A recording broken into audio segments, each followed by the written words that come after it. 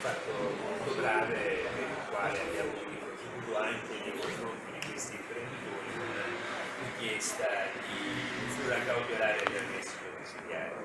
Un altro aspetto molto importante di questa indagine è che è durata un periodo di tempo significativo durante il quale sono stati anche compiuti degli arresti in flagranza per interrompere delle estorsioni in corso e quindi oltre in realtà alle misure che eseguiamo oggi abbiamo anche eseguito degli arresti durante il 2013 quando vi era il pericolo che gli imprenditori venissero sottoposti a violenza, lesioni e quindi siamo intervenuti impedendo che il reato fosse portato a conseguenze ulteriori. L'operazione rivela un'evidente sconfitta dello Stato perché se ci si rivolge e non è possibile recuperare un credito evidentemente c'è qualcosa che non va.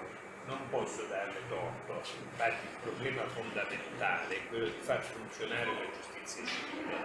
Questo lo abbiamo detto 1000 volte, la legalità quotidiana è fondamentale per il contrasto a Cosa Nostra. È fondamentale la legalità quotidiana. La legalità quotidiana è anche far funzionare la macchina della giustizia civile.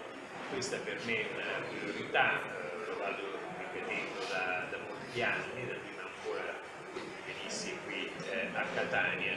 Se non riusciamo a fare sì che i cittadini possano rivolgersi al giudice certi di avere risposte in tempi ragionevoli, è chiaro che qualcuno cercherà una scorciatoia. Quindi da questo punto di vista è insieme una vittoria per lo Stato perché siamo in grado di punire questi comportamenti, ma è anche il segnale di qualcosa che non va nel profondo.